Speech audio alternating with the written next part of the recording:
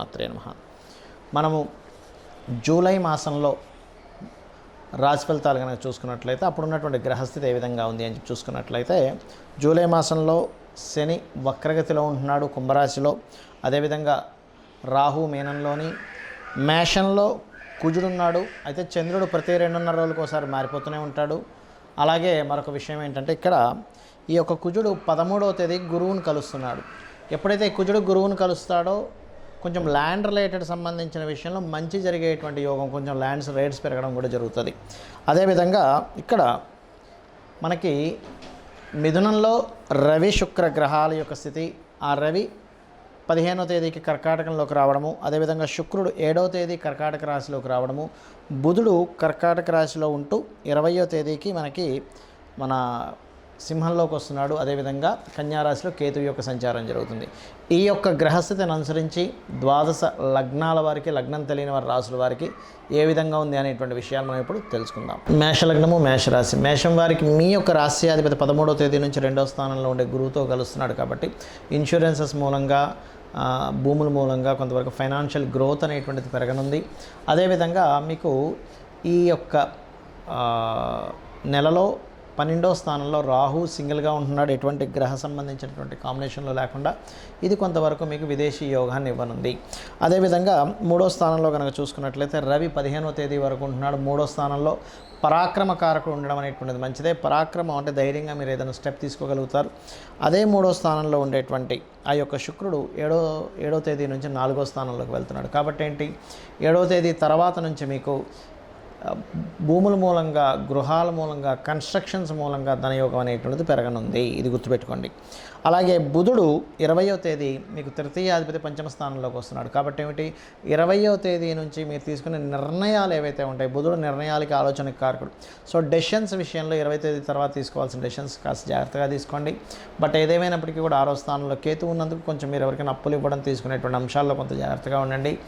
లాభస్థానంలో ఉండేటువంటి శని వక్రిస్తున్నందుకు మీకు పర్టికులర్గా ఈ నెలలో ఒకవైపు బిజినెస్, ఇంకోవైపు ఇంకోటి ఏదైనా జాబ్ చేసుకునేటువంటి యోగం కలగనుంది. కొత్త జాబ్స్ కోసం ట్రై చేసేటువంటి వారికి అనుకూలంగా ఉంటుంది. ఫైనాన్షియల్ గ్రోత్ పెరుగుతుంది. కాకపోతే ఇక్కడ ఈ యొక్క వివాహ సంబంధించిన విషయాల కోసం ప్రయత్నం చేసేటువంటి వారికి దూరపు సంబంధాలు కుదురుతాయి. బికాజ్ ఆఫ్ ఇక్కడ ఈ శుక్రుడి యొక్క స్థితి కనుక చూసుకున్నట్లయితే 7వ తేదీ నుంచి కంటిన్యూస్గా 1 మంత్ ఆఫ్ టైంలో మీకు కర్కాటకంలో ఉంటాడు. అది కూడా ఏంటంటే బంధువర్గంలోని తల్లిగారు తెచ్చిన సంబంధము, తల్లి తరపు వాళ్ళు తెచ్చిన సంబంధం, ఇవి ఎక్కువగా కుదిరేటువంటి ఛాన్సెస్ ముమ్మాటికి కనిపిస్తుంది. కాకపోతే ఈసారి మీరు జాగ్రత్త తీసుకోవాల్సిన అంశం మాత్రం పర్టికులర్గా చూపిస్తుంది ఏమిటి అంటే 6లో ఉండేటువంటి కేతువు వల్ల కాస్త అప్పులకు సంబంధించిన విషయంలో కాస్త జాగ్రత్తగా ఉండాలి. మరియు ఇక్కడ ఇన్సూరెన్సెస్, పూర్వీకుల ఆస్తులకు సంబంధించిన విషయాలు చాలా బాగుంటుంది. ఇక మీరు చేయవలసినటువంటి దేవతా ఆరాధన, సూర్య భగవానుడిని చూస్తూ విష్ణు సహస్రనామాలు శ్రవణం చేయండి. అదే మీకు అద్భుతమైనటువంటి ఫలితాలను ఇస్తుంది. శని మకర రాశి, కుంభరాశిలో ఉండి మకరం వైపు వక్రించున్నాడు. దీనివల్ల పర్టికులర్గా ఏంటంటే ప్రపంచవ్యాప్తంగా, దేశవ్యాప్తంగా కొంత కెరియర్ రిలేటెడ్ సంబంధించిన విషయంలో కొంత గ్రోత్ ఉంటుంది.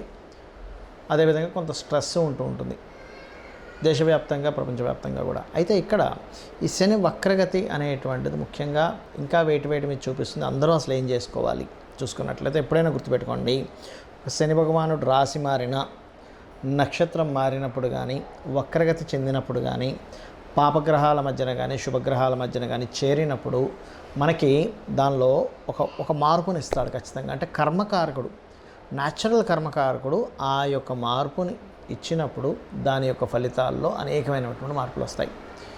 ఇది ముఖ్యంగా దేశ రాజకీయాల మీద ప్రభావం చూపిస్తుంది శని వక్రగతి అనేటువంటిది. అదేవిధంగా రెండవది ఏంటంటే జాబ్స్, ఎంప్లాయ్మెంట్స్, వీటి మీద ఒక పాజిటివ్నెస్ని కూడా ఇస్తుంది. అందులో ఎటువంటి సందేహం లేదు. ఆర్థిక వ్యవస్థ సంబంధించిన విషయంలో అనేకమైన మార్పులను ఇస్తుంది. అయితే ఈ శని వక్రగతి పర్సనల్ చార్ట్ మీద ఎఫెక్ట్ పడకుండా ఉండాలి అంటే ముఖ్యంగా మీరు చేసుకోవాల్సినటువంటి ముఖ్యమైనటువంటి అంశం ఏమిటి అంటే శనివారాలు వీలైనంత మటుకు అన్నదానం చేయండి. దీనివల్ల ఏమవుతుందంటే శని వక్రగతి యొక్క ప్రభావం తగ్గి మీకు పాజిటివ్ అనేటువంటి జరుగుతుంది. అలాగే బెల్లము గోవుకు తినిపించడము, మధ్యాహ్నం పూట నిద్రపోవడం అనేటువంటిది ఎక్కువగా చేయకూడదు. అదేవిధంగా ముసలి వాళ్ళకి, బాగా ఏజ్డ్ పర్సన్స్కి, వాళ్ళకి ఏదైనా మీకు తోచినటువంటి సహాయం చేయడం చేస్తూ ఉన్నట్లయితే ఖచ్చితంగా మంచి ఫలితం వస్తుంది. దీంతోపాటు శని వక్రగతి యొక్క ప్రభావం మీ మీద అస్సలు ఇంక పడకుండా ఉండాలి, కంప్లీట్ పాజిటివ్గా ఉండాలంటే కర్మకారకుడు ముఖ్యంగా శని భగవానుడు ఆంజనేయ స్వామి ఉపాసన ఎవరైతే చేస్తారో వాళ్ళకి మరింత అనుకూలంగా ఉంటాడు. కాబట్టి ఆ అనుకూలత రావాలంటే రోజు కనీసం 20 నిమిషాలు, ఎక్కువసేపు అక్కర్లేదు, ఓం హరి మర్కటాయ నమః అనే మంత్రం చేయండి, అద్భుతంగా ఉంటుంది. అయితే ఎవరికైనా వాళ్ళ జన్మజాతకంలో శని వక్రించుండి వాళ్ళ గనక కర్మ సంబంధం దానికి వచ్చింది కంప్లీట్గా అన్నప్పుడు ఉద్యోగం గతంలో చేసిన ఉద్యోగంలోకి వెళ్ళడం అనేటువంటిది ఇస్తాడు. గతంలో ఇంతకుముందు చేశానండి జాబ్ వాళ్ళు మళ్ళీ పిలుస్తున్నారు, ఇటువంటివి వింటూ ఉంటారు, గుర్తుపెట్టుకోండి. అలాగే ఎప్పుడైనా గుర్తుపెట్టుకోండి, గోచార గ్రహాల యొక్క ఫలితం ఒక ఎత్తు అయితే మన personal chart is most important. మన పర్సనల్ చార్ట్లో ప్రస్తుతం నడుస్తున్న మహాదశ ఏమిటి, అంతర్దశ ఏమిటి, దానికి గోచారం ఏమిటి, ఇది పర్టికులర్గా చూసుకోవాలి. అంతేగాని ఎంతసేపు నాకు ఏలినాటి శని ఉంది, అర్ధాష్టమ శని ఉంది, అష్టమ శని ఉంది, అందుకే ఇంత ఇబ్బంది పడుతున్నాను అనుకోవడానికి వీల్లేదు. ఎందుకంటే శని భగవానుడు ఎప్పుడూ బ్యాడ్ అయి ఇచ్చేటట్టయితే ప్రతి ఒక్కరూ శని మహర్దశ రాగానే ఇబ్బంది అయిపోవాలి, గురు మహర్దశ రాగానే బాగుండాలి, శుక్ర మహర్దశ రాగానే బాగుండాలి, బుధుడు రాగానే బాగుండాలి. అలా అవ్వట్లేదు కదా. లాజిక్ ఆలోచించండి. శని భగవానుడు బాగుంటే మంచి ఫలితాలు ఇస్తాడు, గురువు బాగున్నా మంచి ఫలితాలు ఇస్తాడు. కానీ ఇబ్బంది అయితే గురువు గ్రహం అయినా సరే ఇబ్బంది ఇస్తుంది. శుక్రగ్రహం అందరూ ఏమనుకుంటారు, శుక్రదశ వస్తే రాజయోగం అనుకుంటారు. అలా ఏమి ఉండదండి. శుక్రుడు బాగుంటేనే రాజయోగం. నేను మీకు ఒక కనీసం కొన్ని వేల జాతకాలు చూపిస్తా. శుక్రదశ వచ్చినప్పుడు ఇబ్బంది పడ్డ వాళ్ళు కూడా, ఎందుకంటే డిపెండ్ ఆన్ ఆ గ్రహం యొక్క స్థితి ఎలా ఉంది. శాస్త్రంలో చాలా స్పష్టంగా చెప్పబడింది. కాబట్టి ఈ యొక్క విషయాన్ని కంప్లీట్గా తెలుసుకోవాలి మీరు. ఇది తెలుసుకోకుండా మూఢంగా శని వచ్చేసింది పాడైపోతాను, శుక్రుడు వచ్చేసింది బాగుంటాను కాదు. శుక్రుడు పాడైతే శుక్ర సంబంధంగా పాడవుతాడు మనిషి. అంటే స్త్రీ వ్యామోహం కావచ్చు, లేకపోతే ఎక్కువ లగ్జరీ ఖర్చులు పెట్టేసి పాడు చేసుకోవడం కావచ్చు, ఇట్లాంటివి ఇబ్బంది పడుతూ ఉంటాడు. శని గనక పాడైతే కింద వాళ్ళ వల్ల వీళ్ళు ఇబ్బంది పడుతూ ఉంటారు. అంటే వీళ్ళకి సపోర్ట్ సపోర్ట్ చేయకపోవడం. అదే బాగుంటే వాళ్ళ కింద పనిచేసే వాళ్ళ వల్ల వీళ్ళు మంచి రాజయోగాన్ని పొందుతారు. సో ఆ డిఫరెన్స్ అనేది ముఖ్యంగా మెయిన్గా తెలుసుకోవాలి, ఎప్పుడైనా గుర్తుపెట్టుకోండి. అయితే ఇక్కడ ఒక విషయం ఏంటంటే, మీరు మీ యొక్క జన్మజాతకం ఎలాగున్నా కానీ, అందులో ఎన్ని అవయోగాలు ఉన్నా, ఎంత దీనస్థితిలో ఉన్నా ఒకటే గుర్తుపెట్టుకోండి, అమ్మవారిని నమ్ముకుంటూ, చాలామంది భయపడేది శనికి సంబంధించిన విషయమే కాబట్టి అమ్మవారిని నమ్ముకుంటూ, అమ్మవారి లలితా సహస్రనామాల్లో ప్రత్యేకంగా ఓం అనాకలిత సాదృశ్య చుబుక శ్రీ విరాజితాయై నమః అనే మంత్రం కనుక చేసుకోగలిగితే ఎటువంటి శని దోషాలున్నా పోతాయి, గుర్తుపెట్టుకోండి. ఇంకొకటి ఏంటంటే, ఇక్కడ మీరు ఎప్పుడూ కూడా బాగున్నటువంటి ప్లాంటరీ పొజిషన్కి సంబంధించిన రత్నమే ధరించాలి ఎప్పుడు కూడా. చాలామంది ఏం చేసే మిస్టేక్ ఏంటంటే, నాకు ఈ దశ బాగాలేదు కదా, అందుకే ఆ రత్నం పెట్టేసుకున్నా అంటారు. అది కూడా చాలా పెద్ద మైనస్ అవుతుంది, ఒకటి. రెండవది, మీకు ఏ గ్రహం అయితే పాడైందో ఆ గ్రహ సంబంధించిన వ్యాపారము ఉద్యోగాల్లోకి వెళ్తారు, అది కూడా పెద్ద మైనస్ అవుతుంది. మీకు ఏ ప్లానెట్ బాగుందో దానికి సంబంధించిన దాంట్లోకి వెళ్ళండి, అప్పుడు బాగుంటుంది. గురువు బాగున్నాడు, టీచింగ్స్లోకి వెళ్ళండి. బుధుడు బాగున్నాడు, వ్యాపారంలోకి వెళ్ళండి. శుక్రుడు బాగున్నాడు, ఫ్యాషన్ డిజైనింగ్ దాంట్లోకి వెళ్ళండి. చంద్రుడు బాగున్నాడు, ఫుడ్ రిలేటెడ్ దాంట్లోకి వెళ్ళండి. రవి బాగున్నాడు, ఆరోగ్యం దాంట్లోకి వెళ్ళండి. చాలామంది చేసే మిస్టేక్ ఏంటంటే, చంద్రుడు బాగోపోతే వెళ్ళి ఫుడ్ బిజినెస్ చేస్తుంటారు. బాగోలేని చంద్రుడికి సంబంధించిన బిజినెస్ చేస్తే ఏమవుతుంది, మీ లైఫ్ కూడా పాడైపోతుంది. అదేవిధంగా చాలామంది పార్ట్నర్షిప్స్ విషయంలో కొన్ని తప్పిదాలు చేస్తూ ఉంటారు. అవతల వాళ్ళ జాతకం ఎట్లా ఉంది, అసలు వాళ్ళకి ఆ దాని పరంగా ధనయోగం ఉందా లేదా చూసుకోకుండా వీళ్ళకి బాగుంది కదా అని వెళ్ళిపోతారు. అక్కడ ఏమైపోతుంది, వాళ్ళకి బాగోపోవడం వల్ల మీకు కూడా ఇబ్బంది పడుతూ ఉంటుంది, ఎఫెక్ట్ పడుతూ ఉంటుంది, గుర్తుపెట్టుకోండి.